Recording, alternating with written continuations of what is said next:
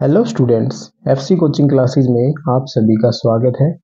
आज इस वीडियो में हम क्लास 12th केमिस्ट्री का जो फर्स्ट चैप्टर है सॉल्यूशन, उसके एनसीईआरटी एग्जाम्पलर के एमसीक्यूज करेंगे। तो चलिए देखते हैं। हमारे पास क्वेश्चन नंबर 1 दे रखा है, विच of the following units is useful in relating concentration of solution with its vapour pressure. इसमें कह रहा है कि इसमें ऐसी कौन सी यूनिट है जो हमें यहाँ पे चार ऑप्शन में दे रखे हैं जिसमें हम सॉल्यूशन की कंसंट्रेशन को रिप्रेजेंट करते हैं, तो उसका रिलेशन वेपर प्रेशर से होता है। यानी कि ये जो चार यूनिट हमें दे रखी है ऑप्शन में, इनमें से किस यूनिट का डायरेक्टली रिलेशन है वेपर प्रेशर से। तो अब देखिए, हमने एक लॉ पढ़ा है जो हमारा फर्स्ट चैप्टर है, इसके अंदर हेनरी लॉ नाम से एक लॉ आता है, जिसके अंदर हम कहते हैं कि पार्शियल प्रेशर डायरेक्टली प्रोपोर्शनल होता है हेनरी कांस्टेंट के और उसी गैस की मोल फ्रैक्शन के। उस गैस की मोल फ्रैक्शन, ये चाय का सिंबल है जिसको मोल फ्रैक्शन से चाय से डिनोट करते हैं। तो यहाँ पे आ गया हमारे पास वेपर प्रेशर हो गया और ये मोल फ्रैक्शन के डायरेक्टली रिलेटेड है। तो यहाँ पे यही पूछा कि कौन सा कंसंट्रेशन सॉल्यूशन के अंदर हम रिलेट कर रहे हैं, तो हमारा यहाँ पे फर्स्ट आंसर हो जाएगा मोल फ्रैक्शन।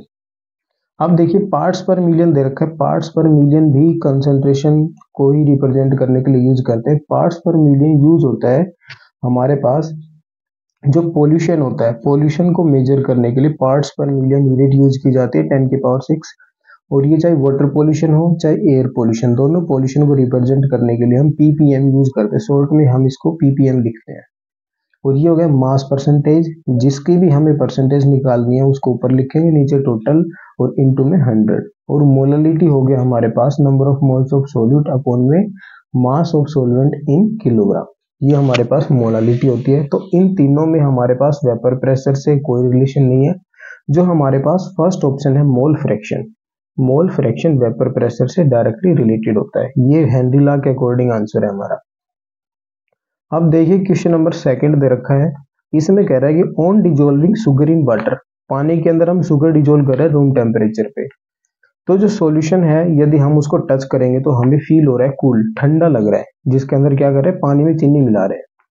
तो इसमें कह रहा है under which of the following cases dissolution of sugar will be most rapid. तो ये कह रहा है कि ये जो चार ऑप्शन हमें दे रखे हैं, इनमें से चीनी जल्दी किस में घुलेगी, यानी कि कौन से ऑप्शन के अकॉर्डिंग चीनी जल्दी घुल जाएगी पानी में। तो फर्स्ट ऑप्शन दे रखा है sugar crystal in cold water, हम चीनी मिला रहे हैं ठंडे पानी में, ठंडे पानी में तो जल्दी कभी नहीं मिलेगी। Sugar crystal in hot water, चीनी को मिला रहे गर्म पानी में, मिलेगी। थर्ड ऑप्शन में कह रहे हैं कि powdered sugar in cold water, यहाँ पे शुगर का पाउडर बना लिया है, अब उसको कोल्ड वाटर मिला रहे, कोल्ड वाटर में तो स्लो डिजोल्यूशन होता है। अब फोर्थ ऑप्शन में कह रहा है कि शुगर भी पाउडर्ड है और हॉट वाटर के अंदर मिला रहे, तो वाटर भी हॉट है और शुगर भी पाउडर्ड है, तो हमारे पास ऑप्शन डी हो जाएगा, क्योंकि सबसे जल्दी गर्म पानी में घुलेगी और चीनी भी यहाँ पाउडर फॉर्म में है, तो पाउडर जल्दी घुल जाता है। तो हमारा करेक्ट आंसर हो जाएगा क्वेश्चन नंबर 2 का ऑप्शन डी। अब यहाँ पे थर्ड ऑप्शन दे रखा है कि at equilibrium the rate of dissolution of solute in a volatile liquid solvent is. Equilibrium condition दे रखी है और उसके ऊपर ये कह रहा है कि द रेट ऑफ डिसोल्यूशन, कि हम कुछ भी मिला रहे हैं, कोई सॉलिड मिला रहे हैं एक वोलेटाइल लिक्विड के अंदर। वोलेटाइल लिक्विड क्या होता है हमारे पास, ऐसा लिक्विड जिसके वेपर आसानी से बन जाए। ठीक है, वोलेटाइल लिक्विड किसको बोलते हैं, ऐसा लिक्विड जिसके वेपर आसानी से बन जाए, या फिर हम क्या कहें, जिसका बॉइलिंग पॉइंट क्या हो, जिसका बॉइलिंग पॉइंट हो लो। ठीक है, अब इसके अंदर हम सॉलिड सोल्यूट डाल रहे हैं, सॉलिड सोल्यूट जैसे भैया मैं एग्जाम्पल लिए साल्ट डाल रहे हैं, या फिर हम उसके अंदर शुगर डाल रहे हैं। साल्ट या शुगर में से कोई भी एक चीज हम उसके अंदर ऐड कर रहे हैं। तो ये कह रहा है कि इक्विलिब्रियम कंडीशन के ऊपर द रेट ऑफ डिसोल्यूशन, जो रेट ऑफ डिसोल्यूशन है किसके इक्वल रहेगा। तो फर्स्ट ऑप्शन दे रखा है less than the rate of crystallization, नहीं, क्रिस्टलाइजेशन के रेट से कम बिल्कुल भी नहीं होगा, रेट ग्रेटर भी नहीं होगा, इक्वल होगा। कंडीशन इक्विलिब्रियम दे रखी है तो हमेशा इक्वल ही होता है, जितना हम उसके अंदर ये डिजोल्व करेंगे सॉलिड, उतना ही उसके क्रिस्टल बनेंगे। ठीक है, तो ये हमारे पास ऑप्शन थर्ड हो जाएगा, इक्विलिब्रियम कंडीशन पे इक्वल रहेगा रेट ऑफ डिसोल्यूशन और रेट ऑफ क्रिस्टलाइजेशन, जीरो भी नहीं होगा, ग्रेटर भी नहीं होगा और लेस भी नहीं होगा। अब देखो क्वेश्चन नंबर 4 दे रखा है, एक बीकर के अंदर सॉल्यूशन डाल रखा है, ए solution of substance a substance का कोई भी सॉल्यूशन ले रखा है एक बीकर के अंदर। Precipitation of substance A take place, और उस जिसका सॉल्यूशन ले रखा है उसी का प्रेसिपिटेशन हो जाएगा when small amount of A is added to the solution, जब हम उस ए को ही उसके अंदर डालेंगे। भाई जैसे एग्जांपल के तौर पे हम आपको बता रहे हैं, हमने चीनी का सॉल्यूशन लिया, हमने चीनी का सॉल्यूशन ले लिया और हम उसके अंदर चीनी डाल रहे हैं, तो चीनी का ही प्रेसिपिटेशन हो, यानी कि जैसे कि हमारे पास एक सॉल्यूशन है उसमें चीनी घोल रखी है हमने बहुत सारी अमाउंट में, और यदि और चीनी डालेंगे तो वो चीनी तो घुल जाएगी, लेकिन जो पहले से घुली हुई थी वो उसमें नीचे बैठ जाएगी। तो ये इनमें से कौन सा सॉल्यूशन होता है, ये इसमें से हमारे पास होता है super saturated solution. Super saturated solution के अंदर सेम कंडीशन बनती है कि जिसका हमने सॉल्यूशन बना रखा है यदि हम उसके अंदर वही और डालेंगे तो जो पहले से घुला हुआ था वो तो नीचे प्रेसिपिटेट हो जाएगा, और जो और हमने ऐड किया था वो उनकी पोजीशन को ऑक्यूपाई कर लेगा। तो हमारे पास क्वेश्चन नंबर 4 का आंसर हो जाएगा बी। अब हमें दे रखा है question number 5, maximum amount of A solid solute that can be dissolved in a specific amount of given liquid solvent does not depend on. अब पहले क्वेश्चन को समझो, इसमें कह रहा है कि maximum amount of A solid solute, कोई भी सॉलिड सोल्यूट है हमारे पास, हम उसको डिसॉल्व कर रहे हैं किसी भी एक लिक्विड के अंदर, कोई हमें गिवन अमाउंट में दे रखा है, कोई भी लिक्विड के अंदर क्या डिसॉल्व कर रहे हैं, सॉलिड, तो इनमें से वो किसके ऊपर डिपेंड नहीं करेगा, डज नॉट डिपेंड। क्वेश्चन में क्या कह रहा है, डज नॉट डिपेंड, तो टेम्परेचर के ऊपर डिपेंड करता है, जितना ज्यादा टेम्परेचर रहेगा उतना ज्यादा सॉलिड लिक्विड के अंदर घुलेगा। नेचर ऑफ सॉलिड पे भी डिपेंड करेगा, प्रेशर, प्रेशर के ऊपर डिपेंड नहीं करेगा, क्योंकि सॉलिड और लिक्विड दोनों ही क्या होते हैं, इनकम्प्रेसिबल होते हैं।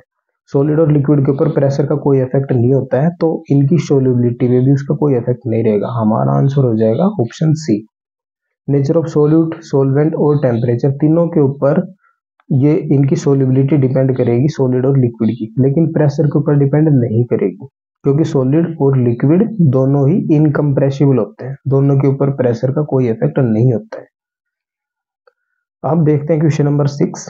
क्वेश्चन नंबर 6 में दे रखा है कि low concentration of oxygen in the blood, low concentration of oxygen in blood and tissue of people living at high altitude.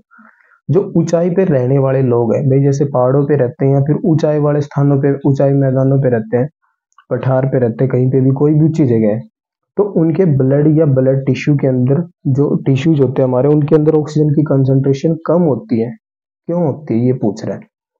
तो अब लो टेम्परेचर नहीं, लो टेम्परेचर के कारण ये लो एटमॉस्फेरिक प्रेशर, तो ये हमारे पास आंसर हो जाएगा लो एटमॉस्फेरिक प्रेशर, क्योंकि जितनी ज्यादा हाई एल्टीट्यूड पे जाएंगे वहां पे एटमॉस्फेयर का प्रेशर कम होता जाएगा, और जितना एटमॉस्फेरिक प्रेशर कम होगा उतनी ही ऑक्सीजन हमारी ब्लड के अंदर डिजोल्व कम होगी।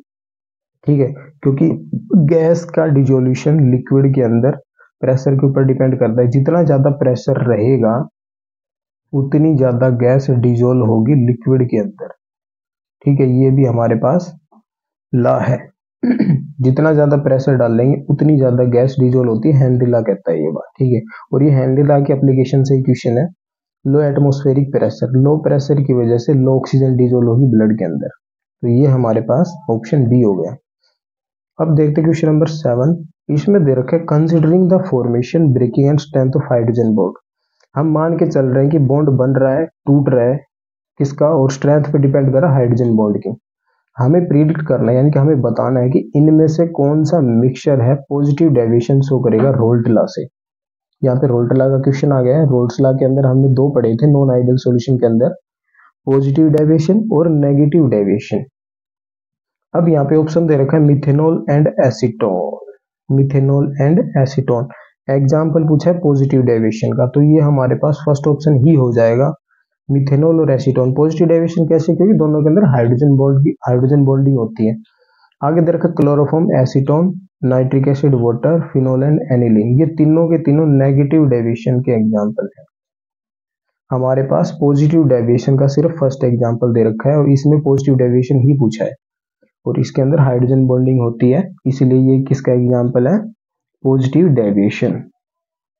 अब चलिए देखते हैं क्वेश्चन नंबर 8 कि colligative property depends on, colligative property किसके ऊपर डिपेंड करती है।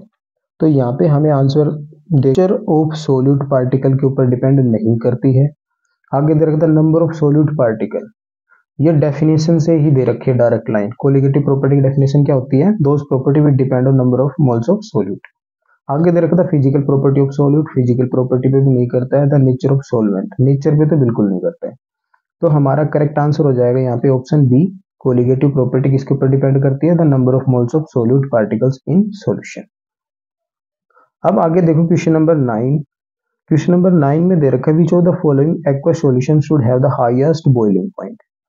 हाईएस्ट बॉइलिंग पॉइंट के लिए हमारे पास एक रिलेशन है, और ये जितने भी इस तरीके के क्वेश्चन आएंगे हमें उनके अंदर क्या करना है कि highest number of particles calculate करने हैं। यदि NaOH को हम आयनाइज करें तो इसमें एक सोडियम आयन बनेगा, एक हाइड्रोक्साइड आयन, यानी कि इसके अंदर 2 आयन बनेंगे। यहाँ पे मोलैरिटी सभी की इक्वल है, तो मोलैरिटी को कंसीडर ही नहीं करेंगे। मोलैरिटी तो सभी की इक्वल है, 1 मोलर के सॉल्यूशन है सारे। अब हम इसमें देखेंगे नंबर ऑफ आयन्स। इसमें 2 सोडियम और 1 सल्फेट, 3 आयन बन रहे हैं यहाँ पे। और आगे दे रखा है एक अमोनियम आयन और एक नाइट्रेट, तो इसमें 2 आयन हो गए, और इसमें एक पोटेशियम एक नाइट्रेट, 2 आयन। तो जिसमें सबसे ज्यादा आयन रहेंगे उसका हाईएस्ट बॉइलिंग पॉइंट रहेगा। तो हमारे क्वेश्चन नंबर 9 का आंसर हो जाएगा बी। जिसमें ज्यादा आयन उसका उतना ज्यादा हाईएस्ट बॉइलिंग पॉइंट। तो यहाँ पे आयन्स हो गया, यानी कि इसमें वेन टॉप फैक्टर के अकॉर्डिंग भी बोल सकते हैं, जिसकी आई की वैल्यू ज्यादा हो जाएगी। Na2SO4, 2 सोडियम और 1 सल्फेट, 3 आयन हो गए। और जैसे वेन टॉप फैक्टर के रेस्पेक्ट में बोले तो आई की वैल्यू इसके लिए क्या है? 3, इनके लिए 2, 2 और 2, तीनों की इक्वल हो गई। लेकिन ज्यादा किसकी है? Sodium sulphate. तो हमारा आंसर हो जाएगा ऑप्शन बी। अब क्वेश्चन नंबर 10 में देखो, क्वेश्चन नंबर 10 दे रखा था यूनिट ऑफ एबिलियोस्कोपिक कांस्टेंट। एबिलियोस्कोपिक कांस्टेंट यहाँ पे हम एलिवेशन इन बॉइलिंग पॉइंट में यूज कर रहे थे। Elevation in boiling point constant है, उसी का दूसरा नाम है ये एबिलियोस्कोपिक कांस्टेंट। और उसके लिए हम मोलालिटी ले रहे थे, और केल्विन किलोग्राम मोल इनवर्स और केल्विन मोलालिटी इनवर्स। तो ये हमारे पास इसका आंसर है फर्स्ट ही। तो ये हमारे पास ऑप्शन नंबर फर्स्ट इसका यूनिट होता है एबिलियोस्कोपिक कांस्टेंट का। आगे देख लेते हैं, मोल, मोल नहीं होता उसके अंदर, मोल किलोग्राम केल्विन इनवर्स ये नहीं है। तो हमारे पास इसका फर्स्ट आंसर ही है। आगे देखिए क्वेश्चन नंबर 11 दे रखा है in comparison to a 0.01 molar solution of glucose the depression in freezing point of 0.01 molar magnesium chloride solution is. हमें 2 सॉल्यूशन दे दिए, ग्लूकोज का दे रखा है, दोनों की मोलैरिटी सेम है, तो मोलैरिटी को तो देखना ही नहीं है, हमें देखना है सॉल्यूशन कौन से हैं। एक मैग्नीशियम क्लोराइड का है, ग्लूकोज का है। ग्लूकोज आयनाइज नहीं होगा वाटर के अंदर, और मैग्नीशियम क्लोराइड के अंदर 3 आयन बन जाएंगे। यदि हम इसके लिए मान ले तो ए की वैल्यू मान लेते हैं, आई की वैल्यू 1 हो जाएगी इसके लिए, और इसके लिए कितनी हो जाएगी 3, क्योंकि इसमें आयन्स तो वैसे नहीं बन रहे। अब इसमें 3 आयन बन रहे हैं, तो इसमें हमारे पास क्या रहेगी? इसके रेस्पेक्ट में 3 टाइम्स हो गए ना इसका वैल्यू। दोनों को कंपेयर करना था, तो इसका वैल्यू इसके कंपैरिजन में 3 टाइम्स हो गया। तो हमारा आंसर हो जाएगा इसका अबाउट 3 टाइम्स। मैग्नीशियम क्लोराइड को करेंगे तो 2 क्लोरीन और 1 मैग्नीशियम, 3 आयन बन गए, और ग्लूकोज आयनाइज होता नहीं है, तो हमारा ये इसके 3 टाइम्स हो गया। दोनों को कंपेयर करके पूछा था, तो सेम नहीं आएगा, दुगना भी नहीं आएगा, यहाँ पे आएगा 3, यानी कि 3 टाइम्स। तो ये हमारे पास 11 क्वेश्चन हो गए। अब देखते हैं next question, question number 12। Question number 12 में देखो, इसमें दे रखा है कि an unripe mango place in a concentrated salt solution to prepare pickles shrivels because. हमने एक कच्चा आम ले रखा है, ठीक है, हमने उसको साल्ट के सॉल्यूशन में रखा है अचार बनाने के लिए, टू प्रिपेयर पिकल, अचार बनाने के लिए। वो सिकुड़ जाता है, सराइवल्स का मीन्स होता है सिकुड़ जाना। अब पूछा है क्यों सिकुड़ जाता है? क्योंकि इट गेन वाटर।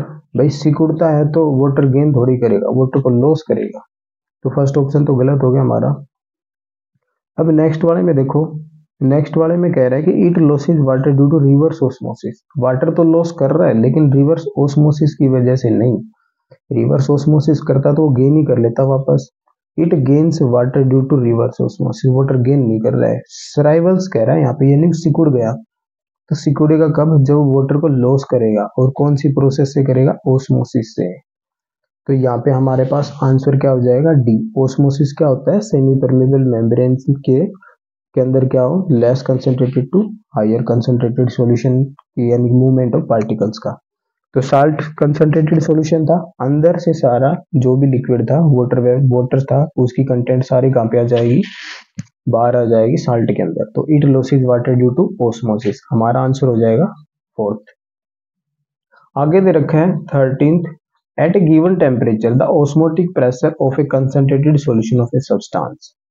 कोई भी एक टेम्परेचर गिवन है, उस पे पूछ रहा है कि ऑस्मोटिक प्रेशर है हमारे पास किसी भी कंसंट्रेटेड सॉल्यूशन का, तो इनमें से कौन सा रिलेशन उसके लिए डायरेक्ट सही रहेगा क्वेश्चन नंबर 13 के लिए।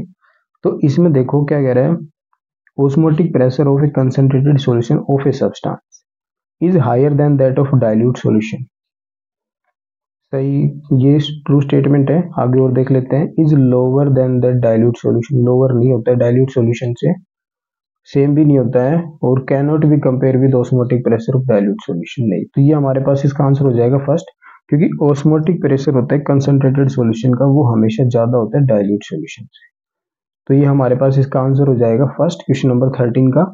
अब नेक्स्ट क्वेश्चन दे रखा हमें यहाँ पे, में कह रहा है two different solution of sucrose of same molality prepare in different solvent will have the same depression freezing point. दो अलग अलग सॉल्यूशन दिए हैं, सुक्रोज के ही हैं दोनों, और उनकी मोलालिटी सेम है, लेकिन सॉल्वेंट अलग है। सॉल्वेंट अलग है, will have the same depression in freezing point.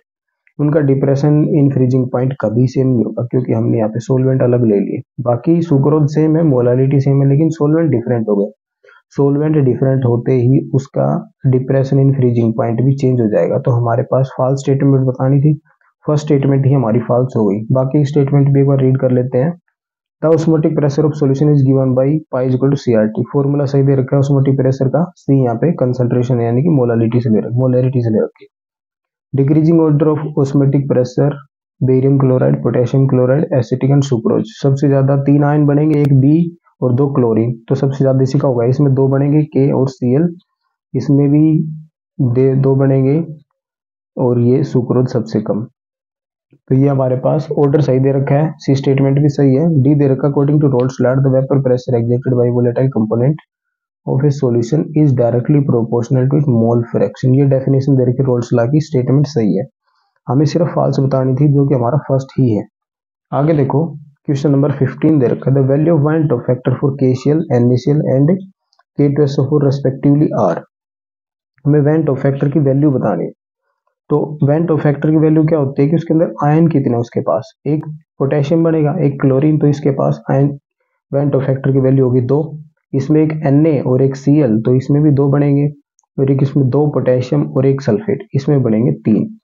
तो हमारे पास क्या ऑर्डर आएगा, 2 2 3, और ये हमारे कौन से ऑप्शन में है, ये सेकंड ऑप्शन में। तो हमारा करेक्ट आंसर हो जाएगा सेकंड। वेंट फैक्टर का मीन्स यहाँ पे होगा कि इनके पास आयंस कितने हैं।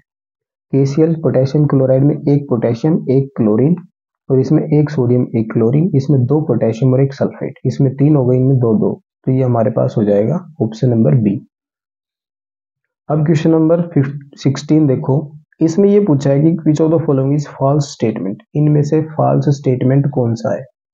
तो गलत स्टेटमेंट बतानी है हमें। तो इसमें देखो, unit of atmospheric pressure and osmotic pressure are the same. सही है, दोनों की यूनिट क्या है यहाँ पे, ऑस्मोटिक प्रेशर और ऑस्मोटिक प्रेशर, एटमॉस्फेरिक प्रेशर, दोनों की सेम ही होती है। गलत बतानी है ना। In reverse osmosis solvent molecules move through semi permeable membrane from region of lower concentration to higher concentration. Reverse osmosis, ये तो यहाँ पे ऑस्मोसिस की डेफिनेशन दे रखी है, तो हमारे पास गलत बतानी थी, तो हमारे पास गलत यही हो गई। यहाँ पे जो रिवर्स ऑस्मोसिस की डेफिनेशन बताई ना, रिवर्स ऑस्मोसिस की नहीं है, ये सिर्फ ऑस्मोसिस की डेफिनेशन है। रिवर्स ऑस्मोसिस में इससे अपोजिट होता है higher concentration to lower concentration. आगे देखो, the value of molar depression constant depend on nature of solvent करता है the relative lower of vapour pressure is dimensionless quantity. सही है, फॉल्स बताना था। हमारा ऑप्शन यहाँ पे है बी, 16 का क्या हो जाएगा, बी।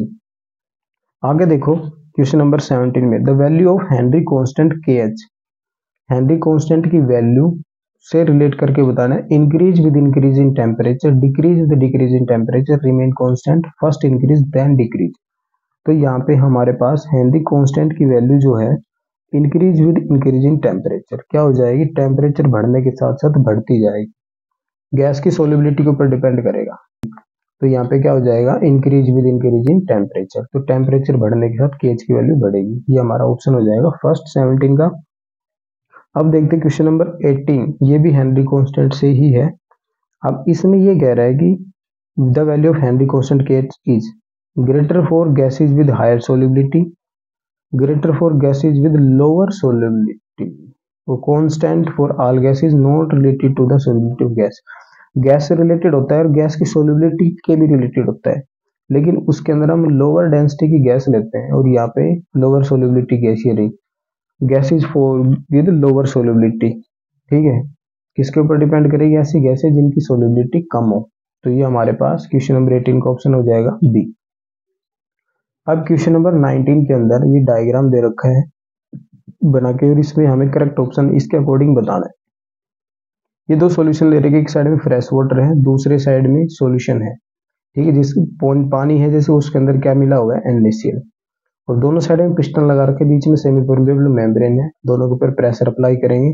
तो अब देखो यहाँ पे क्या क्या दे रखा है, इसमें दे रखा है water will move from side A to side B, पानी जाएगा ए से बी की तरफ if pressure lower osmotic is applied on piston. कम प्रेशर लगाएंगे तो उधर जाएगा, नहीं, गलत बात। यहाँ पे लोअर प्रेशर कह रहा है, फ्रेश वाटर को कंसंट्रेटेड की तरफ भेजने के लिए हमें ज्यादा प्रेशर लगाना पड़ेगा। सेकंड में देखें, water will move from side B to side A, B से ए की तरफ जाएगा if pressure greater than osmotic pressure. तो यहाँ पे प्रेशर ज्यादा लगा रहे हैं ना, तो ये ज्यादा हो जाएगा, हमारा ऑप्शन हो जाएगा बी। प्रेशर ज्यादा लगेगा तभी क्या करेगा, ये मूव करेगा इस साइड में, वरना नॉर्मल ओस्मोसिस के अंदर फ्रेश वाटर कंसंट्रेटेड के अंदर जाता रहेगा, लेकिन जब हम ज्यादा प्रेशर लगाएंगे तब ये इस तरफ मूव करेगा। आगे दे रखा, water will move from side B to side A if pressure equal to osmotic pressure is applied piston. ठीक है, ये हमारे पास ऑप्शन बी हो गया।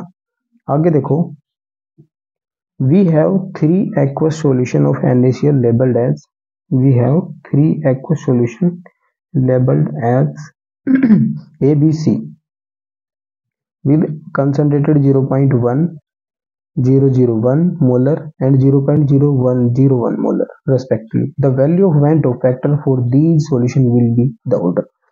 तो Van 't Hoff factor की वैल्यू मोलरिटी के इसके ऊपर डिपेंड नहीं करेगी, कंसंट्रेशन के ऊपर, सिर्फ वो किसके ऊपर डिपेंड करेगी?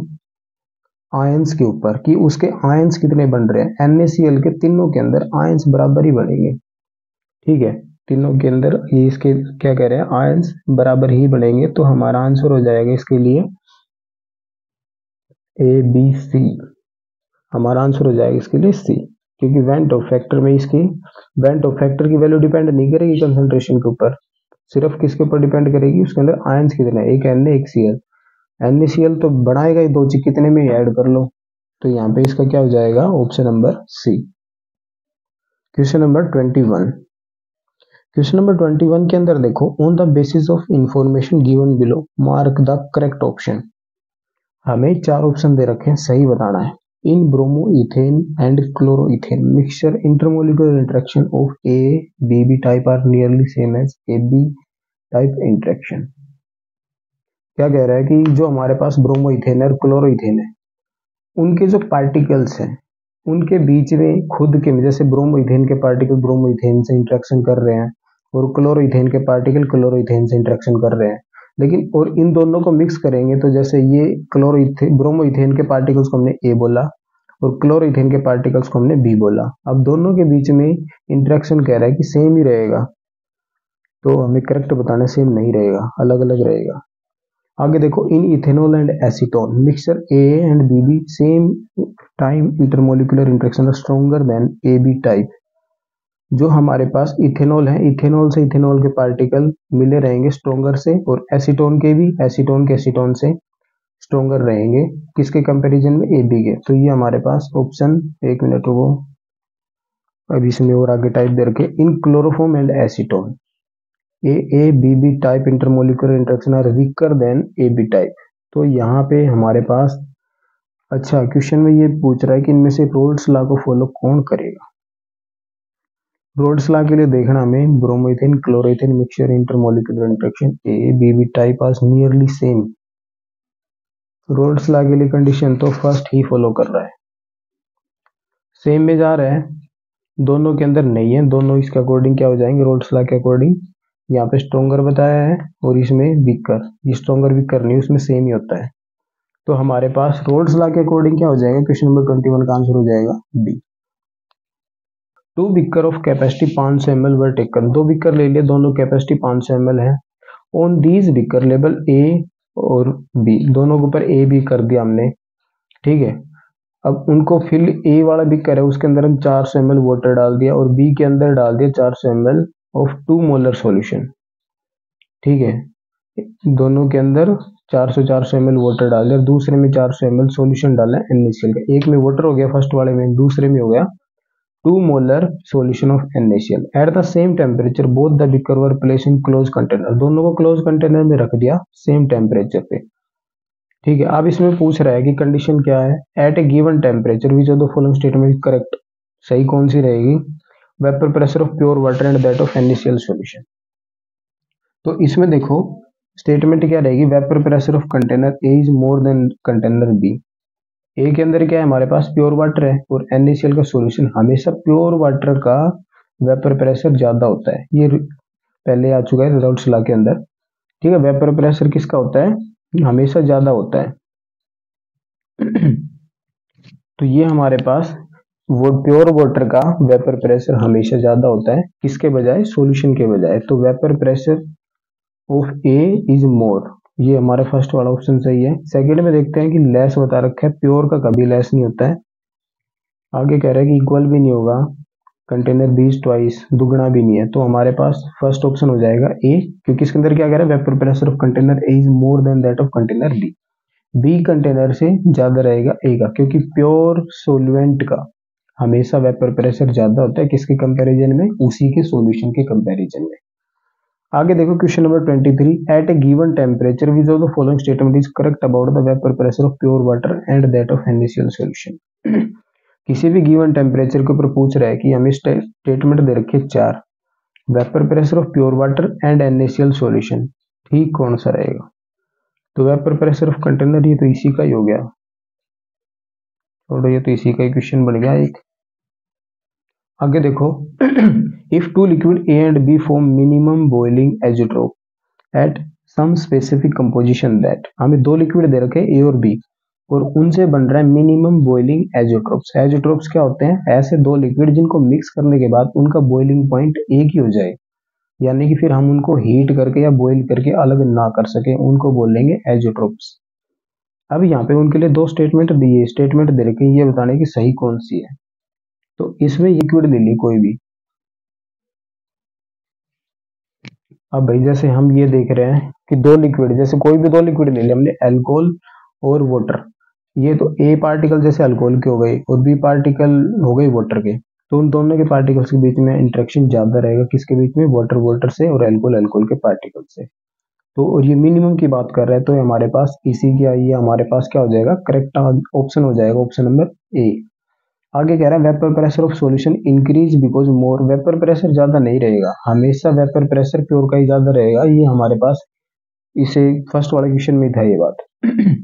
आगे देखो क्वेश्चन नंबर 25 दे रखा है, 4 litre of 0.02 molar aqua solution of NaCl were diluting by adding 1 litre of water. हमारे पास 4 लीटर का एक सॉल्यूशन दे रखा है, मोलरिटी कितनी है उसकी, 0.02, ठीक है। अब उसमें ये कह रहा है कि यदि हम उसके अंदर 1 लीटर वाटर और ऐड कर दें तो हम उस रिजल्टेंट की वो बतानी हमें मोलरिटी कितनी आएगी। तो ये हम मोलरिटी इक्वेशन से कर लेंगे, M1V1 M2V2, ये फॉर्मूला अप्लाई कर लेंगे, क्योंकि ये जैसे 2 सॉल्यूशन के बीच की बात कर रखी है तो हमेशा मोलरिटी इक्वेशन को ही लगाएंगे यहाँ पे। अब M1 पहले उसकी मोलरिटी कितनी थी, 0.02 और वॉल्यूम कितना था, 4 लीटर, और 4 लीटर, और जो बाद में मोलरिटी है ये हमें कैलकुलेट करनी है कि बाद में मोलरिटी उसकी कितनी हो जाएगी, रिजल्टेंट की मोलरिटी बतानी है। और उसको उसमें वो कितना किया है, 1 लीटर और ऐड कर दिया, पहले 4 था, पहले कितना था 4 लीटर, अब उसमें क्या कर दिया 1 लीटर और ऐड कर दिया, अब टोटल सॉल्यूशन कितना हो गया 5 लीटर। तो अब हमें मोलरिटी निकालनी है, मोलरिटी कितनी हो जाएगी, M2 कैलकुलेट करनी है फाइनल सॉल्यूशन की। तो ऊपर हमारे पास क्या था 0.02 इंटू में 4 और ये 5 इस साइड से नीचे आ जाएगा, तो ये हमारे पास क्या बन जाएगा, इसके 2 जीरो नीचे आ जाएंगे, ये कट जाएगा। 250 और ये 4 पॉइंट में सोल्व कर लेते हैं। 1 मिनट। 0.016 मोलर। तो ये हमारे पास इसका करेक्ट आंसर आएगा ऑप्शन डी, जब हम इसको पूरे को सोल्व कर लेंगे। चलिए तो अब आगे देखते हैं question number 26। On adding acetone, acetone को ऐड कर रहे हैं मिथेनॉल के अंदर। Some of the hydrogen bonds between methanol molecules break. जैसे हम एसीटोन को मिथेनॉल में ऐड करेंगे तो हाइड्रोजन बॉन्ड उनके बीच के टूट जाएंगे। क्यों? अब यहाँ पे क्वेश्चन नंबर 26 में पूछ रहा है कि यहाँ पे ऐसा क्या हो रहा है। तो इसमें देखो, at specific composition methanol acetone mixture will form minimum boiling azeotrope. Methanol और एसीटोन क्या बनाएंगे? Minimum boiling azeotropes. ये बात सही है और वो पॉजिटिव डेविएशन शो करते हैं। ये क्वेश्चन पहले भी आ चुका है, हमारा ऑप्शन सीधा हो जाएगा फर्स्ट। इसके बाद